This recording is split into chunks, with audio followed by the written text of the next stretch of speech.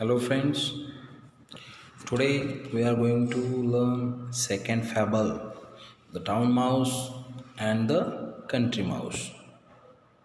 Town mouse means शहरों में रहने वाला mouse and country mouse means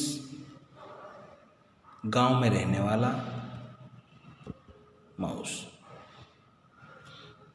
तो let's read the lesson. Once upon a time, a town mouse went on a visit to his cousin in the country. एक दिन क्या हुआ, जो टाउन माउस था वो अपने कज़िन को मिलने के लिए कंट्री में गया, मतलब गांव में गया. कंट्री मतलब rural area outside of a city or town is called country. Okay, तो ये टाउन का माउस जो है वो अपने कंट्री माउस को मिलने के लिए गया. The country mouse was a simple. Country mouse मतलब सीधा सादा गांव में रहने वाला माउस था. तो वो रस्टिक फेलो, मतलब हम बोलते हैं ना मराठी में गावठी, वैसा गांव में रहने वाला. तो he loved his town friend. वो अपने फ्रेंड को, जो टाउन माउस था, उसको बहुत प्यार करता था, उसकी रिस्पेक्ट करता था. He gave him heartly welcome. उसने उसको हार्टली वेलकम किया.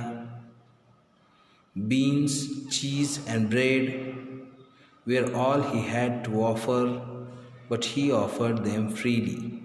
उसके पास जो भी था, उस कंट्री माउस के पास जो भी था, बीन्स, चीज़, ब्रेड, है ना. बीन्स मतलब धान, जो भी होगा, ज्वार बाजरा कुछ भी. चीज़ and bread, bhakri.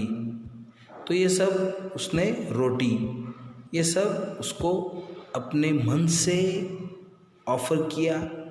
The town mouse rather turned up his long nose at the simple country fair and said. पर ये सब बीन, चीज़, ब्रेड, ये ऐसा सीधा सादा जो ऑफ़र था वो उसको पसंद नहीं आया टाउन माउस को. और टाउन माउस ने ऐसा, उसका जो लंबा नाक था वो ऐसा सिकुड़ लिया और अपनी नाराज़गी दर्शाई और बोला, I cannot understand, cousin, how you can put up with this poor food.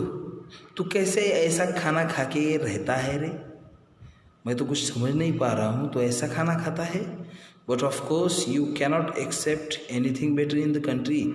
हाँ, तो तुझको मिलने वाला भी नहीं है ना इससे अच्छा खाना इस गांव में. कम विद मी, चल मेरे साथ. And I will show you, मैं आपको दिखाता हूँ हाउ टू लिव, कि जीना किसको कहते हैं.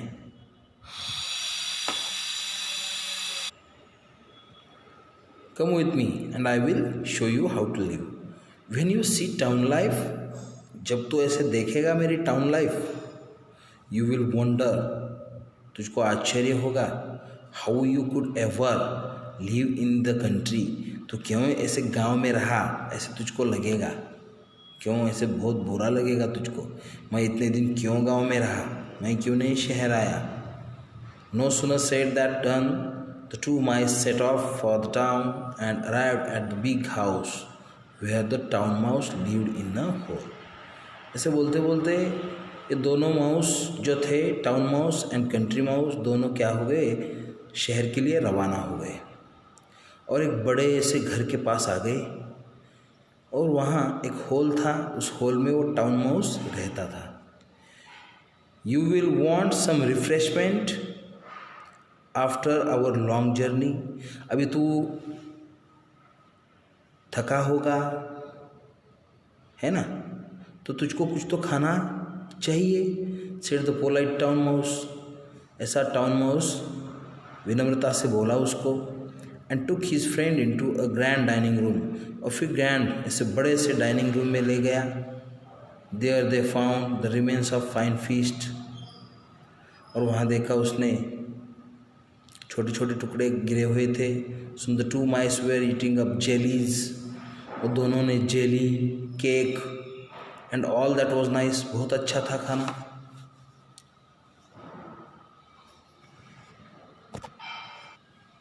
Suddenly they heard growling and barking, वो खा ही रहे थे दोनों, तब अचानक से उसने सुना ऐसे गुर्राने की आवाज़ और भौंकने की आवाज़ उसके कान पे पड़ी, दोनों माउस के। What is that said the country mouse, वो गांव के माउस ने कहा, अरे ये कैसे आवाज़ है।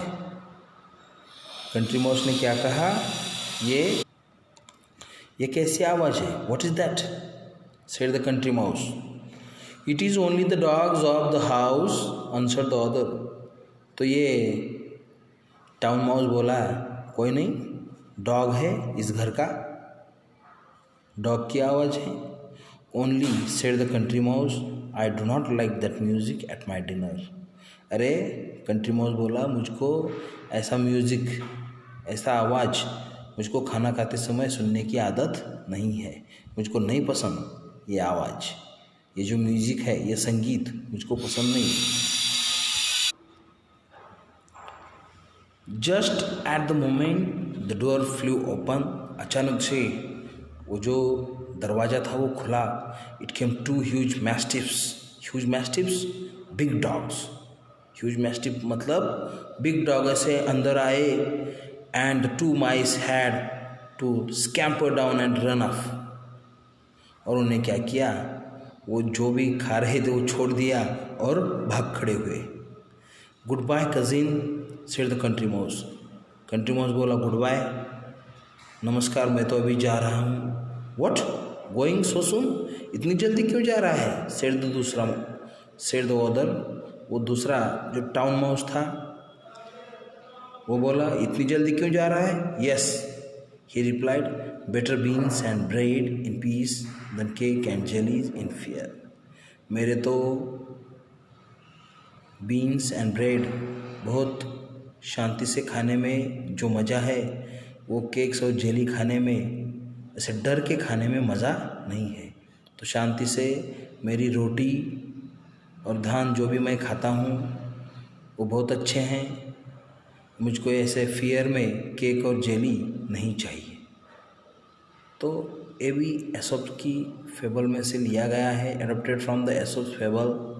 वो जो ग्रीक का एसोप है, वो स्टोरी टेलर, उसकी ये फेबल है। तो आप जैसे हो वैसे रहो, ज़्यादा दिखावा करने की ज़रूरत नहीं है, सिर्फ अपने मन को शांति होनी चाहिए। तो शांति, सुख, समाधान अपने मानने में है। दूसरे ने कुछ ये किया वो किया तो हम भी करेंगे, ऐसा मत सोचो। जिसका कर्म होता है उसने जो भी उसने प्रयास किए हैं उसका फल उसको मिला है, आपके प्रयास का फल भी आपको मिलेगा। तो ज़्यादा स्वार्थी नहीं होना चाहिए। इससे, इस कहानी से हमको सीख मिलती है कि भगवान ने हमको जितना भी दिया है उतने में सुख समाधानी रहो। तो इसका जो वर्कशॉप है वो हम अगले लेक्चर में करेंगे। Thank you.